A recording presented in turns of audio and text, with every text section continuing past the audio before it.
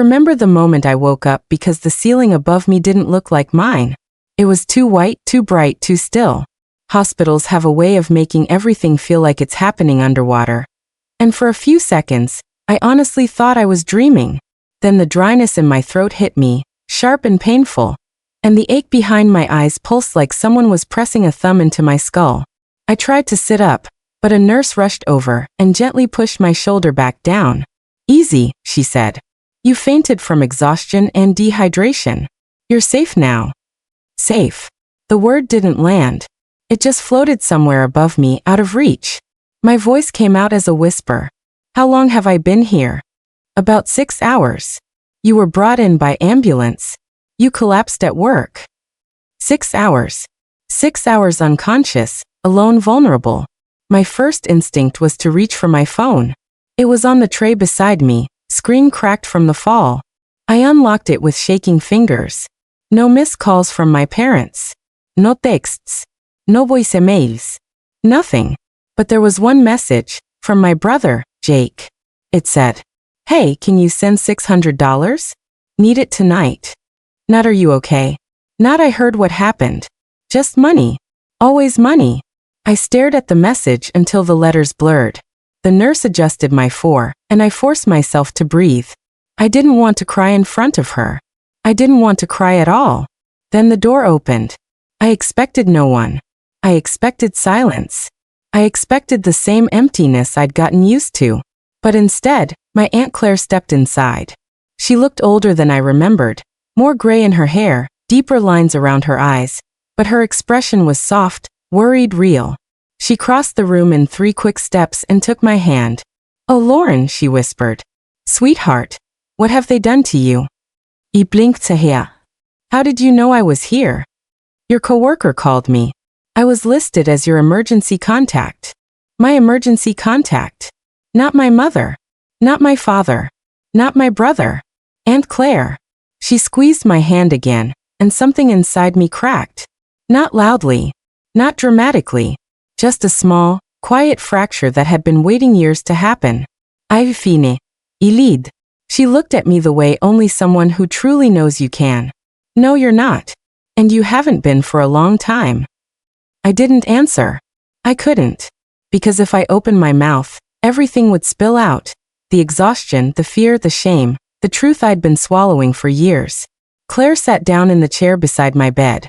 "Lauren, I need to talk to you about Jake." My stomach tightened. "Please don't.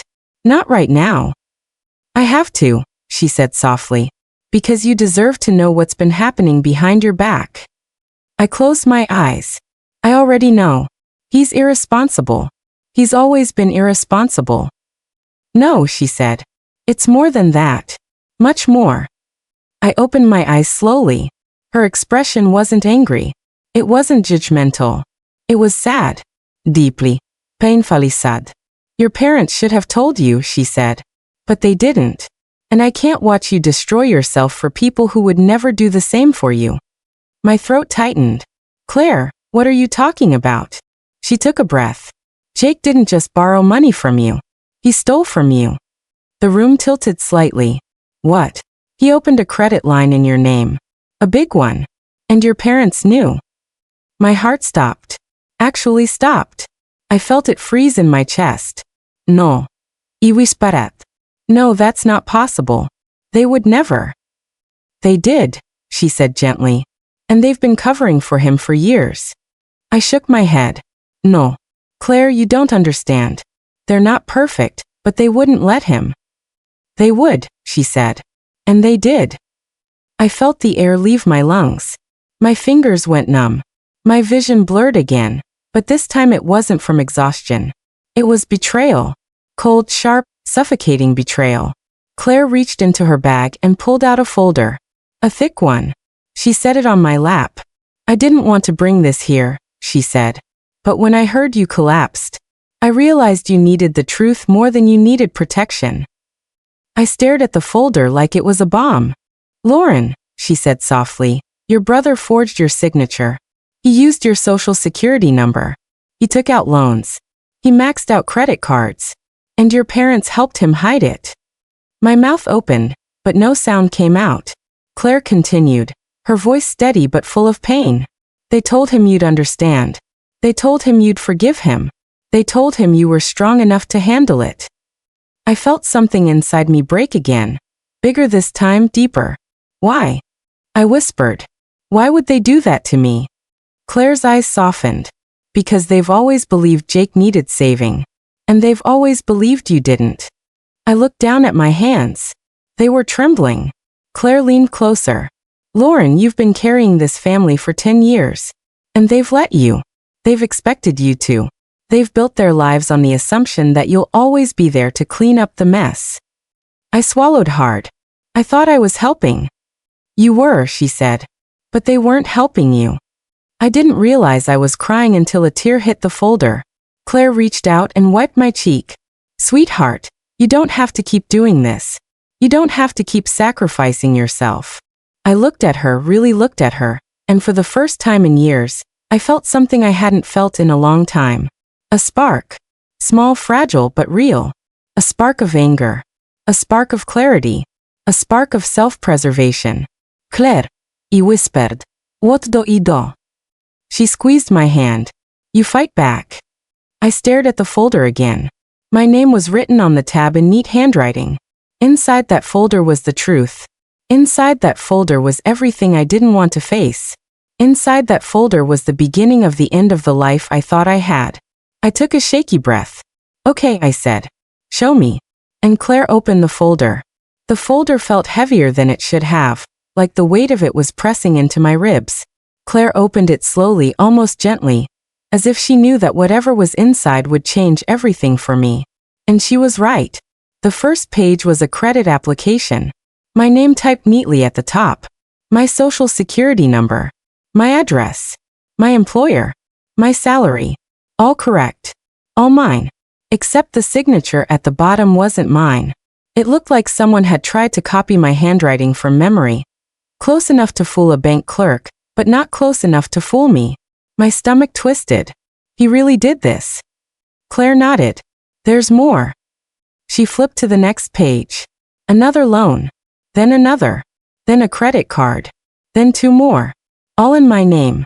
All maxed out. All unpaid. How long? I whispered. About 3 years, she said softly. Maybe longer. I pressed a hand to my forehead. 3 years? Claire, I've been helping him for 10. Why would he? Why would he need to? Because he could, she said. Because your parents let him. Because they told him you'd never fight back. I felt sick. Actually sick. The room spun for a moment, and I had to close my eyes. Claire waited. She didn't rush me. She didn't fill the silence with empty comfort. She just stayed there, steady and patient, like she'd been waiting years for this moment. When I finally opened my eyes again, she turned to the last section of the folder. These, she said, are the messages. What messages? She hesitated. Between your parents and Jake. My heart dropped. Claire, I don't want to see those. You need to, she said.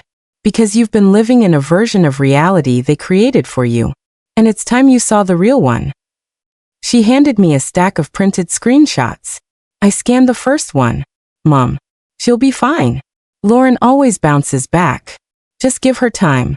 Dad. We can't tell her. She'll panic. She's too emotional. Jake. I need more. They're calling again.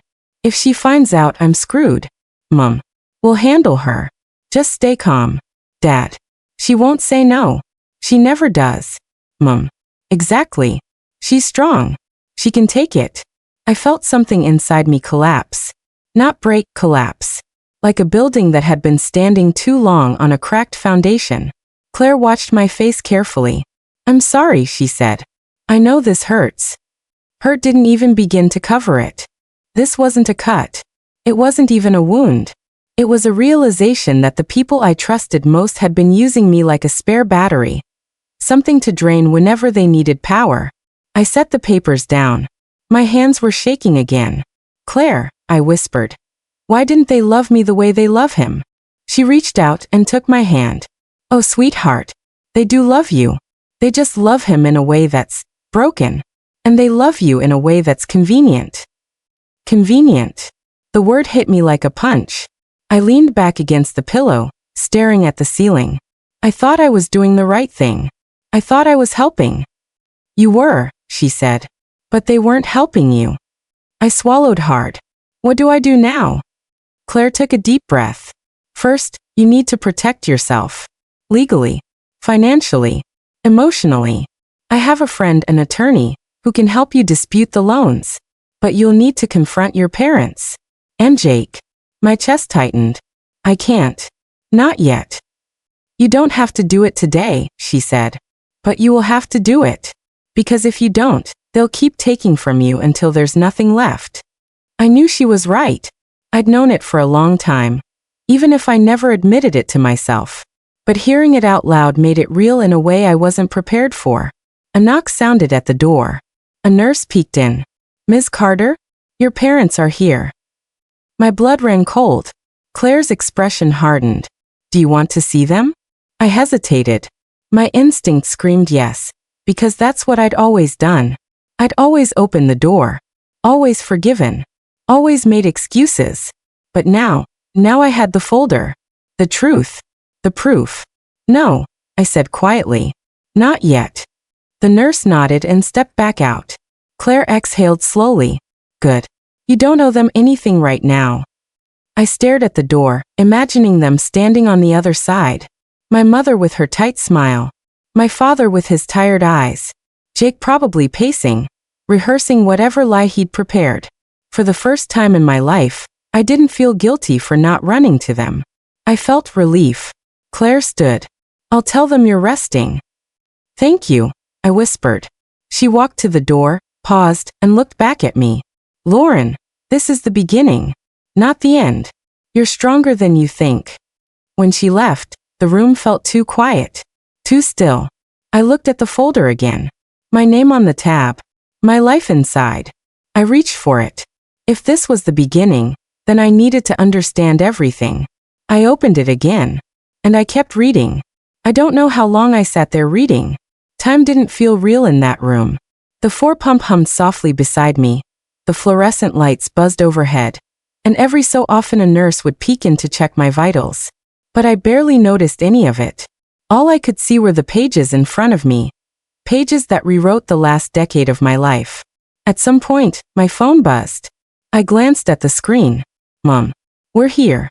Let us in. Another buzz. Dad. Lauren, please. We're worried. A third. Jake. Can we talk? It's not what you think. I turned the phone face down. For once, I didn't jump to respond. I didn't rush to soothe them. I didn't feel that familiar panic that usually rose in my chest whenever they were upset. Instead, I felt empty and strangely calm. Claire returned a few minutes later with 2 cups of tea. She handed me one and sat down again. They're still outside, she said quietly. I know. Do you want me to send them home? I hesitated. No. Not yet. I need to think. She nodded. Take your time. I sipped the tea. It was chamomile, my favorite. My mother knew that. But she'd never once brought me tea when I was upset. She'd never once sat beside me quietly and let me process. She always filled the silence with guilt, with pressure, with reminders of everything she'd done for me and everything I owed her. Claire didn't do that. She just sat with me. After a while, I set the cup down. Claire, when did you find out? She looked down at her hands. About a year ago. Jake slipped up during a family dinner. He mentioned something about fixing Lauren's credit, and your mother nearly choked on her wine. I knew something was wrong. And you didn't tell me? I tried, she said. Your mother blocked my number. Your father told me to stay out of it. And you were so busy, so tired, so overwhelmed. I didn't want to add more stress unless I had proof. I swallowed hard. Thank you for getting the proof. She reached over and squeezed my hand. I'm sorry it took so long. I shook my head. It's not your fault. We sat in silence again. The kind of silence that feels heavy but necessary. Then Claire said, Lauren, you know this isn't just about money, right? I looked at her. What do you mean? This is about the way they see you. The way they've always seen you. You're the responsible one. The strong one. The one who fixes everything. And Jake, he's the one they protect. The one they excuse. The one they save. I felt a familiar ache in my chest. I always thought that was normal. That every family had a golden child. Claire gave me a sad smile. Maybe. But not every family sacrifices one child to keep the other comfortable. Her words hit me harder than I expected. Because deep down, I'd always known it was true. I just never let myself say it out loud. I took a deep breath. Claire. I want to see them. She raised an eyebrow. Are you sure? Yes. But I want you here. Of course. She stood and walked to the door. I watched her open it and step into the hallway. I couldn't hear what she said, but a moment later, my parents walked in. My mother entered first, her face tight with worry, or what looked like worry. My father followed, looking exhausted, older than I remembered.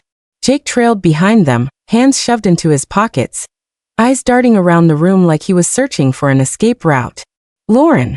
Mom breathed, rushing to my bedside. Oh, sweetheart, we were so scared. I didn't respond.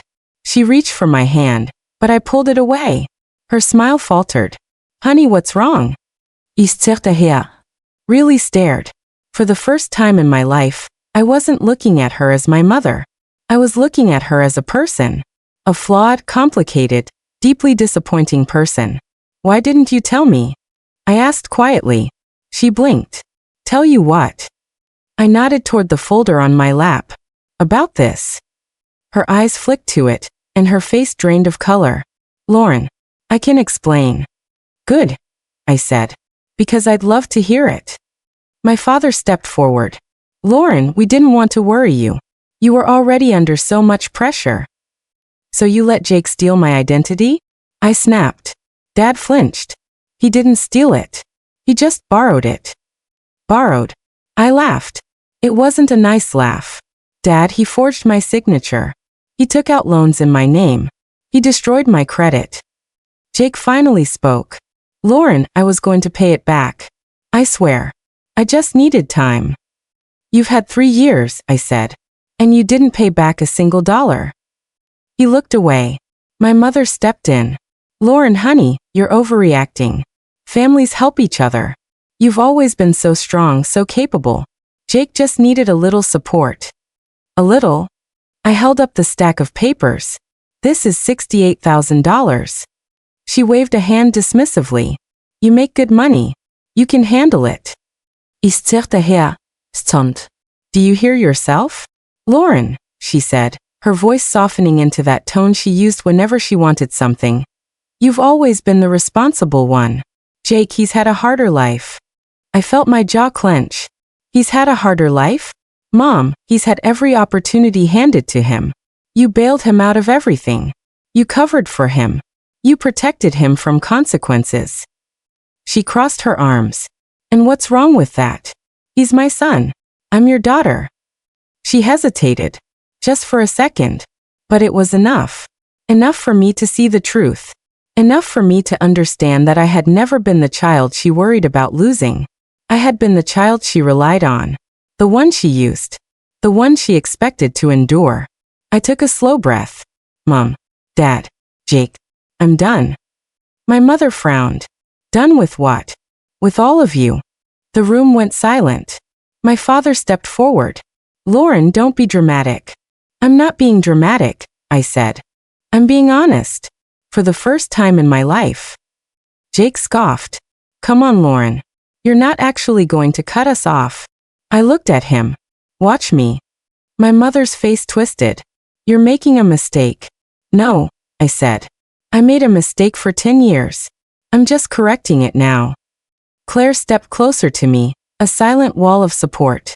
My father shook his head. Lauren, please. We're family. Family doesn't do this, I said. Family doesn't lie. Family doesn't steal. Family doesn't use one child to save another. My mother opened her mouth, but I held up a hand. Get out. She froze. Lauren. Get out. My father grabbed her arm. Come on, Linda. Jake lingered for a moment, his jaw tight. You're going to regret this. No, I said. You are. He left without another word. When the door closed behind them, I finally let out the breath I'd been holding. Claire sat beside me again. I'm proud of you. I wiped my eyes. I'm terrified. That's how you know you're doing something brave.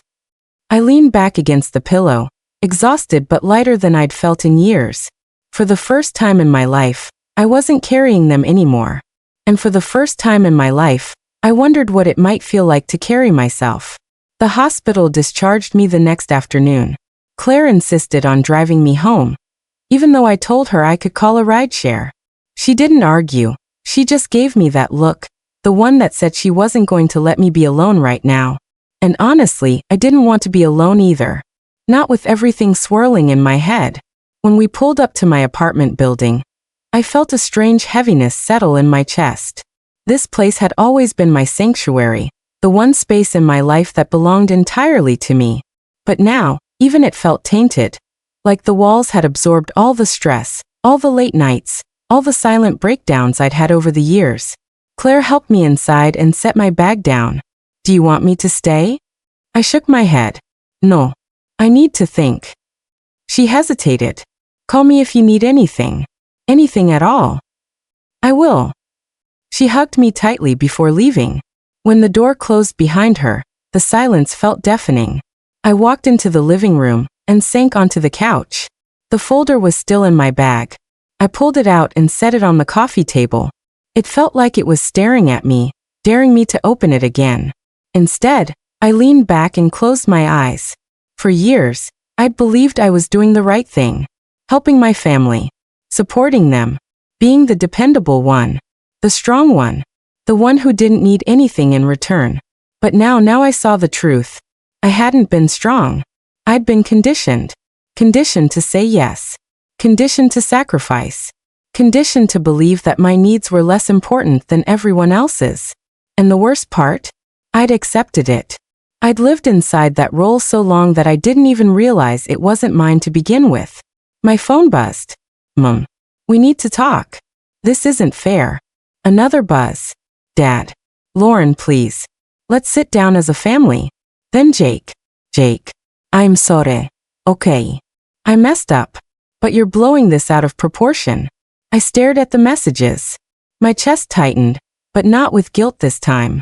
With clarity. They weren't sorry. They were scared. Scared of losing their safety net. Scared of losing control. Scared of losing the version of me they'd built their lives around. I turned the phone off. For the first time in years, I allowed myself to feel angry. Not the quiet, suppressed anger I'd swallowed for a decade. Real anger. Hot, sharp, righteous anger. I deserved better than this. I deserved a life that wasn't built on someone else's mistakes. I deserved to be more than a backup plan. A knock at the door startled me. I froze. My heart pounded. For a moment, I considered pretending I wasn't home. But the knock came again, softer this time. Lauren, a voice called. It's me. Claire. I exhaled and opened the door. She stepped inside, holding a stack of papers. I know you said you needed time, but I talked to my attorney friend. He can help you dispute the loans. But you'll need documentation. She handed me the papers. This is everything you need to start. Claire, why are you doing all this? She smiled sadly. Because someone should have done it a long time ago. I swallowed hard. Thank you. She sat beside me on the couch. There's something else you need to know. My stomach tightened. What now? She hesitated. Your parents, they're planning to come here tonight. I felt the blood drain from my face. What? Why? They think if they talk to you in person, they can convince you to drop everything. To forgive Jake. To keep the peace. Of course they did. That was their pattern. Whenever something went wrong, they smoothed it over. Buried it. Pretended it never happened. Not this time. I stood up. I'm not letting them in. Good, Claire said. But you need to be prepared. They won't give up easily. I paced the room. What do I even say to them? You don't have to say anything, she said. You can tell them to leave. You can ignore them. You can call the police if they refuse. You're not obligated to listen to their excuses. I rubbed my temples. I don't want to fight. Claire looked at me gently. Lauren, you've been avoiding fights your whole life. And look where it got you. I stopped pacing. She was right. Avoiding conflict hadn't protected me. It had trapped me. I took a deep breath. Okay. If they come, I'll tell them to leave. Claire nodded. I'll stay until they do. We sat together in silence for a while. The sun dipped lower outside, casting long shadows across the room. I felt like I was standing at the edge of a cliff, about to jump into a life I didn't recognize yet. Then, at 7:14 p.m., there was a knock at the door. A firm, insistent knock. Claire looked at me. Do you want me to answer? I shook my head. No. I need to do this. I walked to the door, my heart pounding so hard I could feel it in my throat. I took a deep breath and opened it. My parents stood there. Jake behind them. My mother's eyes were red, but her posture was stiff. My father looked tired, defeated. Jake looked annoyed, like this whole thing was an inconvenience. Lauren, Mom said, stepping forward. We need to talk. No, I said. We don't. She blinked. Honey, please. Let us in. No. My father frowned. Lauren, don't be childish. I felt something inside me snap. Childish? You let Jake commit fraud in my name. You hid it from me. You lied to me. And I'm childish. Jake scoffed. It wasn't fraud. It was a mistake. A mistake? I stepped forward. A mistake is forgetting someone's birthday. A mistake is losing your keys. Forging my signature and stealing my identity is not a mistake. He rolled his eyes. You're being dramatic. I laughed. You know what? Maybe I am. Maybe I'm finally being dramatic enough to get your attention. My mother reached for my arm. Lauren, stop this. We're family. I pulled away. Family doesn't do what you did. My father's voice hardened. We were trying to protect Jake. And who was protecting me? Silence. For the first time, they had no answer. I straightened my shoulders. You need to leave. Now. My mother's face twisted. If you do this, don't expect us to come back. I met her eyes. Good. She froze. Jake muttered something under his breath, but I didn't care enough to ask what. I stepped back and closed the door. The moment the latch clicked, I felt my knees weaken. Claire rushed to my side and steadied me. You did it, she whispered. I nodded, tears filling my eyes. I did. And for the first time in my life, I felt free. The silence after they left wasn't peaceful. It wasn't comforting. It was thick, heavy, almost suffocating. Like the air itself was trying to settle around the pieces of my life that had just shattered. I stood there for a long moment, staring at the closed door, half expecting it to swing open again. Half expecting my mother to come storming back in with another lecture about loyalty and family and sacrifice. But the hallway stayed quiet. Claire guided me back to the couch.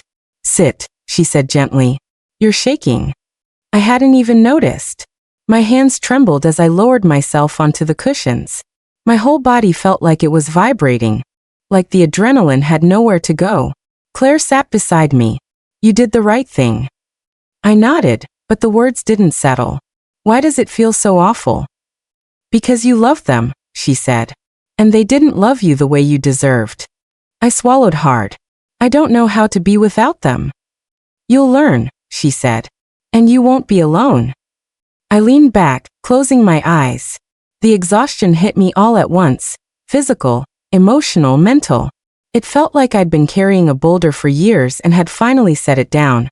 Only to realize how deeply it had bruised me. Claire stayed until I fell asleep on the couch. When I woke up hours later, the apartment was dark except for the soft glow of the streetlights outside. A blanket had been draped over me, and a note sat on the coffee table. Call me in the morning. I'm proud of you, Claire. I held the note for a long moment, letting the words sink in. Proud. No one in my family had ever said that to me. Not once. Not even when I graduated college with honors. Not when I got my first promotion. Not when I bought my car outright. They always said the same thing. Well, of course you did. You're Lauren. As if my achievements were expected. As if they weren't achievements at all. I set the note down and stood, stretching my stiff muscles. My apartment felt different now, like it belonged to me in a way it never had before. Like I wasn't living in the shadow of my family's expectations anymore. But the freedom came with fear too. A deep, gnawing fear of the unknown. I walked to the kitchen, poured myself a glass of water, and stared out the window. The city lights flickered in the distance, cars passing by, people living their lives. I wondered how many of them were carrying secrets like mine. How many were trapped in families that loved them only when it was convenient.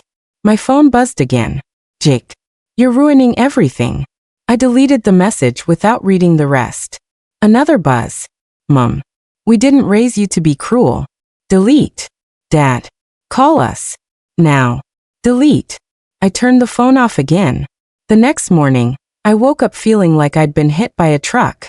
My head throbbed, my body ached, and my chest felt tight. But beneath all of that, there was something else. Something small but steady. Resolve. I showered, dressed, and made myself coffee. Then I sat at the kitchen table with the folder in front of me. I opened it again, flipping through the pages slowly, carefully, letting the reality of it sink in. This wasn't a misunderstanding. This wasn't a mistake. This wasn't something I could fix with another loan or another apology or another sacrifice. This was betrayal. And I wasn't going to let it define me anymore. At 9:12 a.m., I called Claire. She answered on the first ring. How are you feeling? Like I got hit by a bus, I said. But I'm ready. Ready for what? To fight back. I heard the smile in her voice. Good. I'll pick you up in an hour. We're meeting with the attorney. The attorney's office was in a tall glass building downtown. The kind of place I'd always walked past without thinking twice. But today, walking through those doors felt like stepping into a new version of myself. His name was Michael Grant. Mid-40s, sharp suit, sharper eyes. He shook my hand firmly and gestured for us to sit. I've reviewed the documents Claire sent, he said. You have a strong case. I exhaled slowly. What happens now? We dispute the loans. We file a fraud report. We gather evidence. And we prepare for the possibility that your brother may face legal consequences. My stomach twisted. I don't want him to go to jail. Michael nodded. Most people don't. But you need to understand something, Lauren. This isn't about punishing him. It's about protecting you. I looked down at my hands. I've spent my whole life protecting him. And look where it got you, Claire said softly. I nodded. Michael continued. Your parents may try to interfere. They may try to pressure you. They may try to guilt you. You need to be prepared for that. I am, I said. And for the first time I meant it. We spent the next 2 hours going over paperwork, signing forms, gathering evidence. Michael explained everything clearly, patiently, making sure I understood each step. By the time we left, I felt lighter. Not because the problem was solved, it wasn't, but because I finally had someone on my side. When we got back to my apartment, Claire hugged me. I'm proud of you, she said again. I smiled. Thank you. For everything. You don't have to thank me, she said. Just promise me one thing. What? Don't go back to them. I hesitated. Claire, they're still my parents. She shook her head. Parents protect their children. They don't sacrifice them. I swallowed hard. I'll try. No, she said gently. Don't try. Decide. I didn't answer. Not because I didn't know what I wanted, but because I wasn't ready to say it out loud yet. After she left, I sat on the couch again, staring at the folder. My phone buzzed on the table. I didn't want to look, but I forced myself to. A voicemail from my father. I pressed play. Lauren, it's Dad. Your mother is very upset. Jake is upset. This whole thing has gotten out of hand. We need to talk. As a family. Call me back. I deleted it. Another voicemail. This one from Jake. Lauren, you're seriously doing this? Over some paperwork? You're unbelievable. You're going to ruin my life. Call me. Delete. Then a text from my mother. Mom, if you go through with this, don't expect us to be there for you ever again. I stared at the message for a long moment. Then I typed back. I never had you to begin with. And I blocked her number. I blocked all of them. Then I turned off my phone, leaned back, and let the silence settle around me. For the first time in my life, the silence didn't feel suffocating. It felt like freedom. The next few days felt unreal, like I was walking through someone else's life. I went to work, answered emails, sat in meetings, nodded at the right times, but everything felt distant. My mind kept drifting back to the folder, to the confrontation, to the years I'd spent believing I was part of a family that cared about me. Claire checked on me every day. Michael sent updates about the case. My parents tried calling from different numbers, but I blocked each one. Jake tried messaging me from fake accounts, but I recognized his tone instantly, defensive, entitled, angry. By the end of the week, Michael called with news. Lauren, the bank has accepted the fraud claim. They're launching an internal investigation. I let out a breath I didn't realize I'd been holding. What does that mean? It means they're taking this seriously. And it means your brother will be contacted. My stomach tightened. Will he be arrested? Not necessarily, Michael said. But he will be questioned. And depending on how he responds, there may be consequences. I nodded slowly. Okay.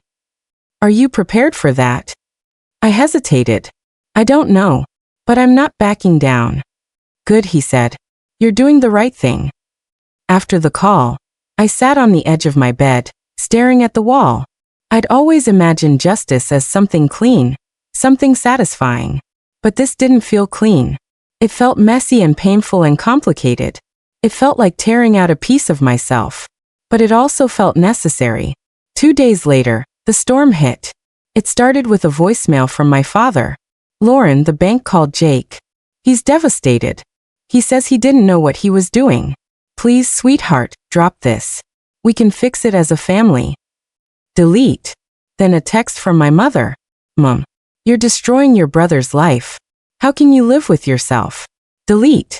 Then another voicemail, this time from Jake. Lauren, what the hell is wrong with you? You're seriously doing this? You're going to ruin everything. I swear to God, if you don't stop. Delete. I turned my phone off again. That evening, Claire came over with takeout. We ate on the couch, watching a show neither of us paid attention to. At one point, she paused the TV and looked at me. You know they're going to escalate, right? I nodded. I know. They're losing control. People like that don't handle it well. I know. She studied me for a moment. You're stronger than you think. I didn't feel strong. I felt tired. But I nodded anyway. The escalation came the next morning. A loud, frantic pounding on my door jolted me awake. I sat up, heart racing. The pounding continued, louder this time. Lauren, open the door. My mother's voice. I froze. Lauren, I know you're in there. Open this door right now. I grabbed my phone and texted Claire. They're here. She responded instantly. Do not open the door. I'm on my way. The pounding continued. My father's voice joined hers. Lauren, please. We just want to talk. Then Jake. Come on, Lauren. Stop being dramatic. I stood in the hallway, staring at the door, my hands shaking. Their voices felt like they were pressing against my skin, trying to seep back into the cracks I'd only just started to seal. Lauren, my mother shouted. If you don't open this door, we're calling the police. I almost laughed. The irony was suffocating. I took a deep breath and forced my voice to stay steady. Go home. Silence. Then my mother's voice, sharp and cold. What did you say? I said go home. We're not leaving until you talk to us. Then you'll be standing there a long time. My father tried a softer tone. Lauren, sweetheart, please. We're worried about you. No, I said. You're worried about Jake. That's not true, he said. It is, I said. And I'm done pretending it's not. My mother's voice rose again. You are being cruel. You are being ungrateful. After everything we've done for you. Everything you've done for me? I stepped closer to the door. You let Jake steal my identity. You lied to me. You used me. You never once asked if I was okay. That's not fair, she snapped. It's the truth. I heard footsteps in the hallway. Claire's voice. Back away from the door, she said quietly. I did. Claire knocked once. Lauren? It's me. I opened the door just enough to let her in, then closed it again. My parents stared at her through the peephole. Claire crossed her arms. You need to leave. My mother scoffed. This is none of your business. It became my business the moment you put her in the hospital. My father bristled. We didn't put her in the hospital. You did, Claire said. With your demands. With your manipulation. With your complete disregard for her well-being. My mother's voice rose. She is our daughter. And you treated her like a bank account, Claire shot back. Jake stepped forward. This is ridiculous. Lauren, just open the door. We can fix this. No, I said. We can't. My mother's voice cracked. If you do this, if you go through with this, don't expect us to forgive you. I felt something inside me harden. I'm not asking for your forgiveness. Silence. Then my father said quietly, You're making a mistake. No, I said. I'm finally correcting one. Claire placed a hand on my shoulder. You hurt her. Leave. My mother muttered something under her breath, but they finally walked away. Their footsteps echoed down the hallway until everything went quiet again. I sank onto the couch shaking. Claire sat beside me. You okay? I nodded, even though I wasn't. I think so. You did the right thing. I know, I whispered. It just hurts. Of course it does, she said. You're grieving. I looked at her. Grieving what? The family you thought you had. I swallowed hard. What if I never get over it? You will, she said. Because now you finally have room to build something better. I leaned back, letting her words settle. For the first time, I believed her. The days that followed felt strangely quiet. Not peaceful, just quiet in a way that made me realize how loud my life had been before. How constant the demands were. How relentless the pressure had become. Without the calls, the texts, the guilt, the manipulation, there was suddenly space. Space to breathe. Space to think. Space to feel everything I'd been pushing down for years. But the quiet didn't last. On Thursday morning, Michael called again.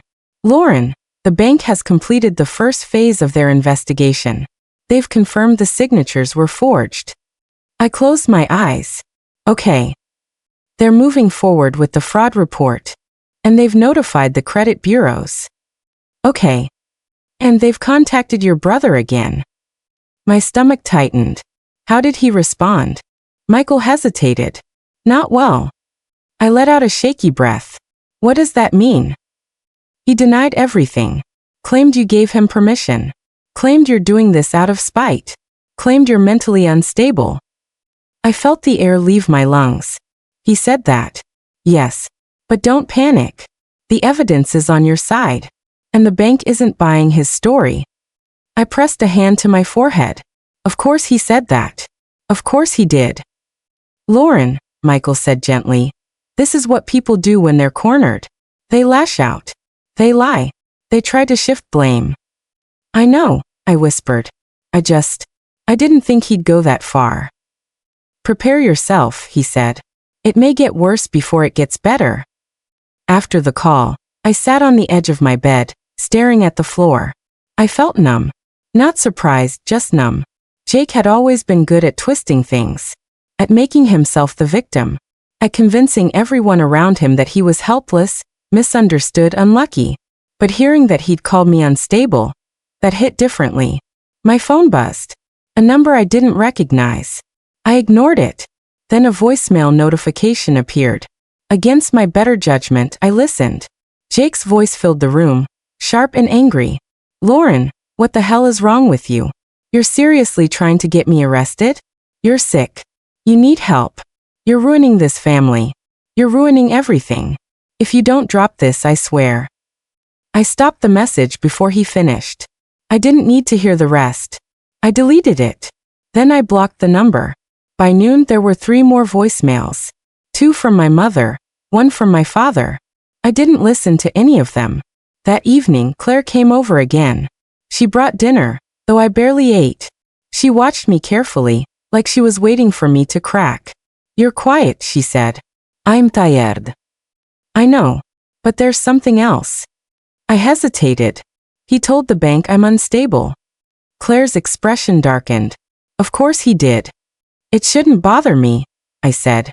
But it does. It bothers you because it's cruel, she said. And because it's not true. I nodded, but the words still stung. Claire leaned forward. Lauren, listen to me. Jake is terrified. He's losing control. He's losing access to you. He's losing the safety net he's had his entire life. He's going to say whatever he thinks will scare you into backing down. I'm not backing down. I know, she said. But you need to prepare yourself. Because he's not done. She was right. He wasn't. The next morning, I woke up to a knock at my door. Not frantic like before. Just firm. Controlled. I checked the peephole. A police officer stood outside. My heart dropped. I opened the door slowly. Can I help you? Are you Lauren Carter? Yes. I'm Officer Daniels. We received a call from your family. They're concerned about your well-being. I blinked. My well-being? Yes, ma'am. They said you've been acting erratically. That you're isolating yourself. That you may be a danger to yourself. I stared at him, stunned. That's not true. He nodded. I figured. But I still need to ask a few questions. I stepped aside. Kumain. He entered, looking around the apartment. Everything was clean, organized, calm. Not the home of someone spiraling. He asked me a series of questions about my mental state, my support system, whether I felt safe. I answered honestly, calmly, clearly. After a few minutes, he nodded. You seem perfectly fine to me. I am, I said. My family is trying to manipulate me. He sighed. It happens more often than you'd think. I swallowed hard. What happens now? I'll file a report stating there's no cause for concern. If they call again, we'll know what's going on. Thank you. He gave me a sympathetic look. Take care of yourself, Ms. Carter. When he left, I locked the door and slid down to the floor, shaking. They called the police on me. They actually called the police. Not because they were worried, but because they wanted to scare me. Because they wanted to discredit me.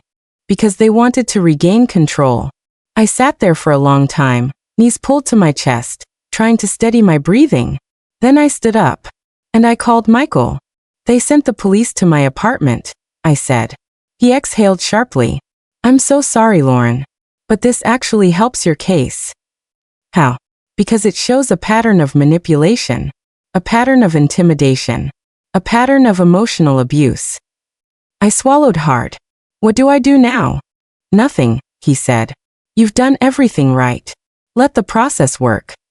After the call, I texted Claire. They sent the police. She responded instantly. I'm coming over. When she arrived, she hugged me so tightly I almost cried. They're desperate, she said. This is what desperate people do. I know, I whispered. But it still hurts. Of course it does.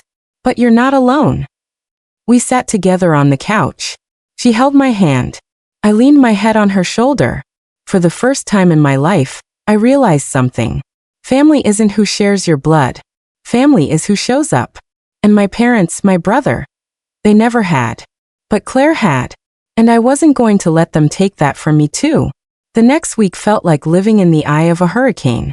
Everything was strangely calm on the surface, but I could feel the pressure building around me, waiting to break. I went to work, came home, met with Michael, checked in with Claire, and tried to rebuild some kind of routine. But every time my phone buzzed, even with a spam notification, my heart jumped. I kept expecting another knock on the door, another voicemail, another attempt to pull me back into the chaos I'd finally escaped. But nothing came. Not for a while. Then on a Wednesday afternoon, Michael called again. Lauren, the bank has completed their full investigation. I gripped the edge of my desk. And they've officially cleared you of all responsibility. The loans will be removed from your credit report. I closed my eyes, relief washing over me like warm water. Thank God. There's more, he said. They've forwarded the case to the district attorney. My stomach tightened. What does that mean? It means they believe a crime was committed. And they're considering charges. I swallowed hard. Against Jake. Yes. I sat down slowly. I knew this was possible. I didn't think it would happen this fast. The evidence is overwhelming. Michael said. And his behavior hasn't helped him. He's been hostile, inconsistent, and evasive. I let out a shaky breath. What happens next? You may be contacted by the DA's office. They'll want a statement. After that, it's out of your hands. I nodded, even though he couldn't see me. Okay. And Lauren? Yes. You're doing incredibly well. I know this is hard, but you're handling it with more strength than most people could. I didn't feel strong. I felt like I was barely holding myself together. But hearing someone say it, someone who wasn't trying to manipulate me, meant more than I expected. After the call, I sat in silence for a long time. I thought about Jake.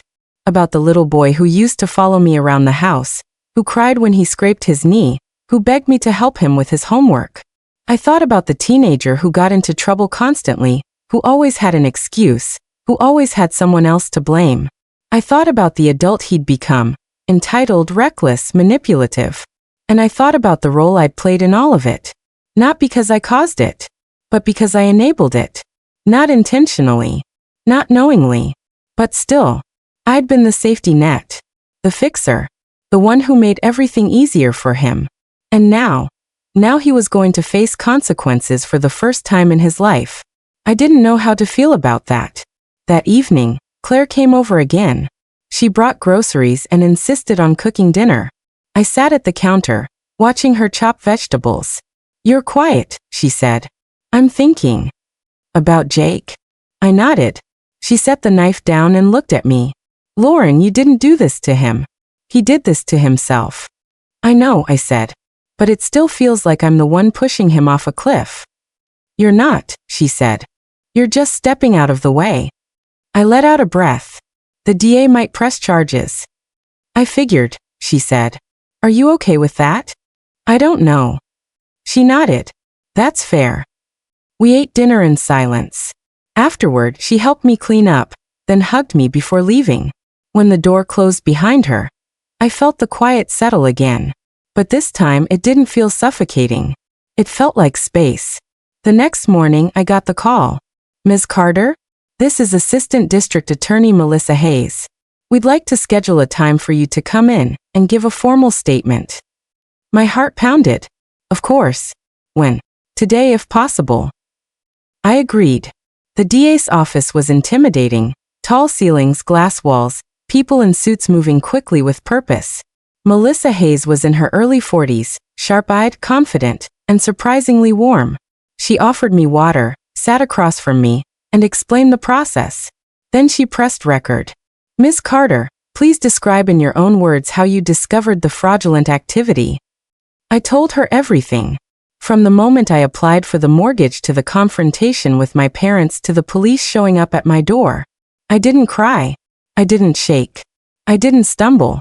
I just told the truth. When I finished, Melissa nodded. Thank you. You've been incredibly brave. I didn't feel brave, but I nodded anyway. As I stood to leave, she said, one more thing. Your brother will be notified of the charges soon. He may try to contact you. If he does, do not respond. Call us immediately. I nodded again. I understand. When I got home, I sat on the couch and stared at the wall. Everything felt surreal, like I was watching someone else's life unfold. Then my phone buzzed. A number I didn't recognize. I didn't answer. A voicemail appeared. I pressed play. Jake's voice came through, shaky, angry, desperate. Lauren, they called me. The DA. They're saying I could go to jail. You need to fix this. You need to tell them it was a misunderstanding. You need to help me. Please. I'm your brother. I closed my eyes. Another voicemail.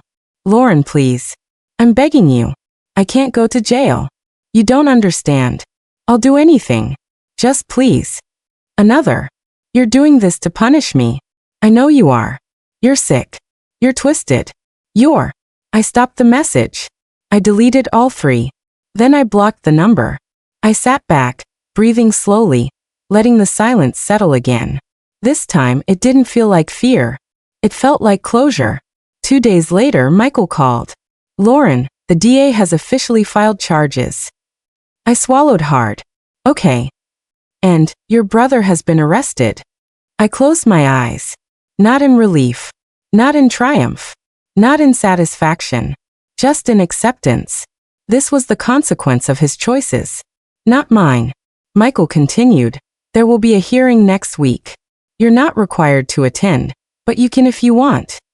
I'll think about it. Take your time. After the call, I walked to the window and looked out at the city. Cars moved along the street. People walked their dogs. Life went on. And for the first time in a long time, I felt like mine could too. I wasn't the fixer anymore. I wasn't the safety net. I wasn't the sacrifice. I was just Lauren. And that was enough. The morning of Jake's hearing arrived faster than I expected. I hadn't planned on going. I told myself it wasn't my responsibility, that the legal system would handle everything without me needing to witness it. But when I woke up that day, something in my chest felt unsettled. Not guilt. Not fear. Something else. Something like closure calling my name. I got dressed slowly, choosing a simple black sweater and jeans. Nothing dramatic. Nothing symbolic. Just clothes that made me feel grounded. Claire picked me up without asking where we were going. She just looked at me, saw the decision in my eyes, and nodded. The courthouse was colder than I expected. Not physically, emotionally. The kind of cold that sinks into your bones. The kind that makes you feel small, even when you know you're doing the right thing. Claire walked beside me, her presence steady and warm. When we reached the courtroom, I hesitated at the door. I don't know if I can do this. You can, Claire said. And you don't have to do it alone. I took a breath and stepped inside. The room was half full. Lawyers, clerks, a few people waiting for their own cases. And then I saw them, my parents, sitting in the second row. My mother's face was tight, her jaw clenched. My father looked exhausted, older than I remembered. They both turned when they saw me. My mother's eyes widened. For a moment, I thought she might stand up and rush toward me. But she didn't. She just stared, her expression a mix of shock, anger, and something else, fear. Jake sat at the defendant's table. He looked smaller somehow.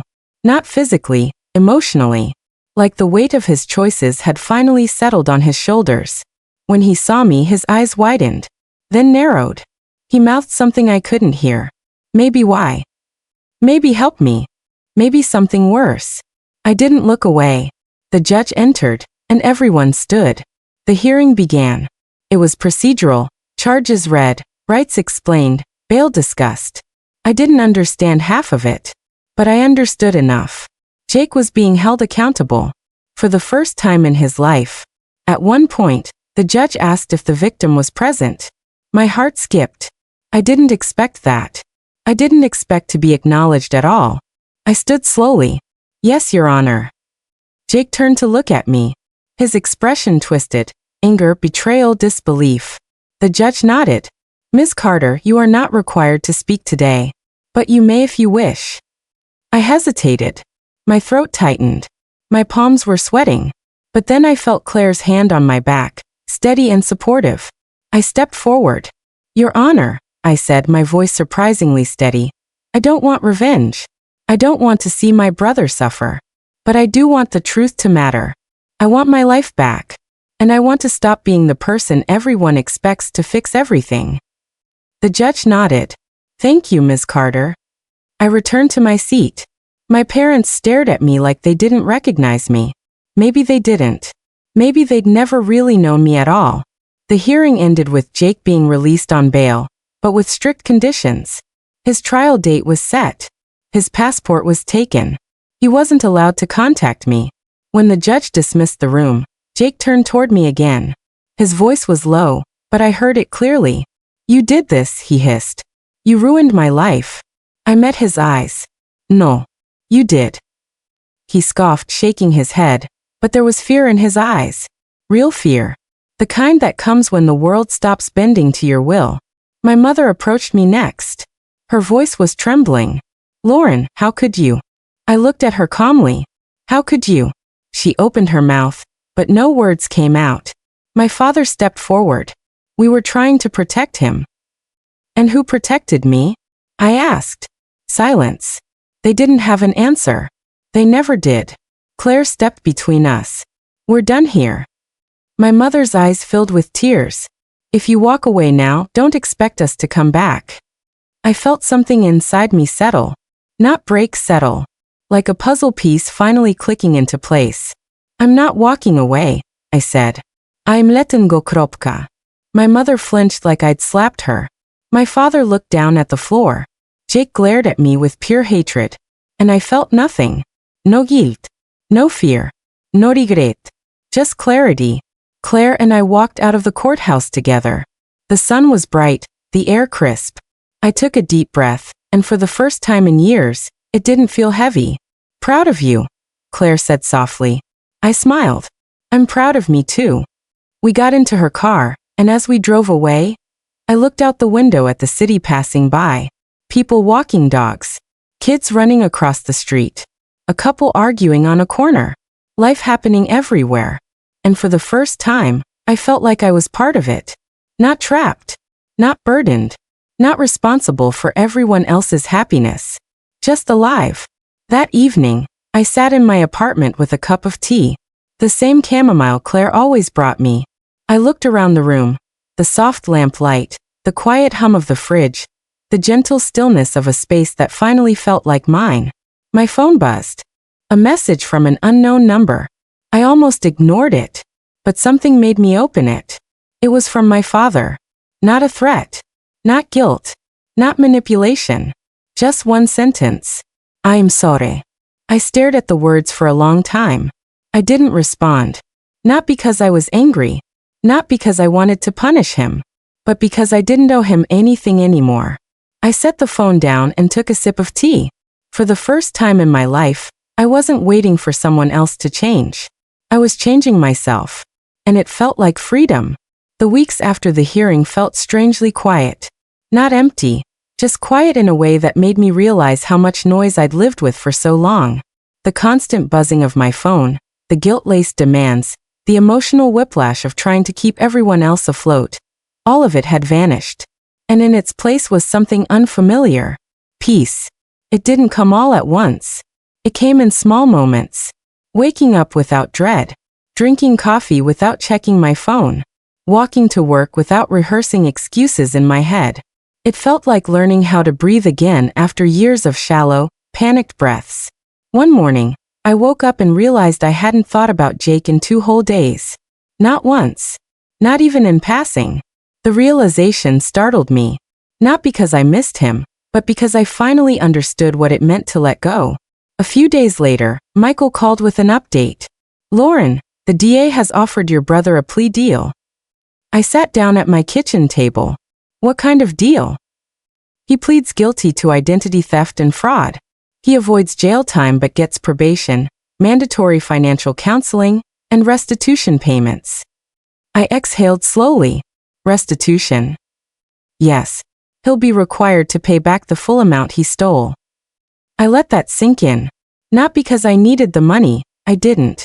But because it meant something symbolic. It meant accountability. It meant the world wasn't going to bend for him anymore. Do you want to accept the deal? Michael asked. I thought about it. Really thought about it. About the years I'd spent cleaning up his messes. About the lies. The manipulation. The way he'd looked at me in the courtroom. Like I'd betrayed him by refusing to be his shield. Yes, I said finally. I accept. Good, Michael said. This is a fair outcome. After the call, I sat in silence for a long time. Then I opened my laptop and pulled up a listing I'd bookmarked months ago. A small house on the edge of town. Nothing fancy. 2 bedrooms, a little backyard, a porch with peeling paint. I'd fallen in love with it the moment I saw it. But back then, buying a house had felt impossible. My credit was ruined. My savings were drained. My life wasn't mine. But now everything was different. I called the realtor. 2 weeks later, I stood in the empty living room of my new home. Sunlight streamed through the windows, dust floating in the air like tiny golden sparks. The walls were bare, the floors creaked, and the air smelled faintly of old wood and possibility. I set my keys on the counter and walked through each room slowly, touching the walls, the door frames, the windowsills. This place wasn't perfect. But it was mine. Every inch of it. Mine. Claire came over that evening with a bottle of sparkling cider and 2 mismatched glasses. To new beginnings, she said, raising her glass. I smiled. To freedom. We clinked glasses, and for the first time in years, I felt something warm bloom in my chest. Hope. Real, steady hope. After she left, I sat on the floor of the living room, leaning against the wall. The house was quiet, but not the suffocating kind of quiet I'd grown used to. This quiet felt like a blank page. Like a deep breath. Like the start of something good. My phone buzzed. A message from an unknown number.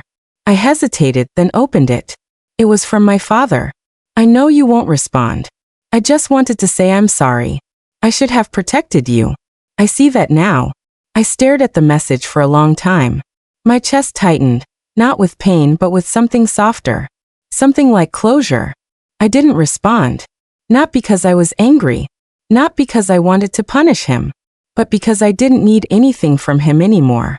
Not his apology. Not his approval. Not his love.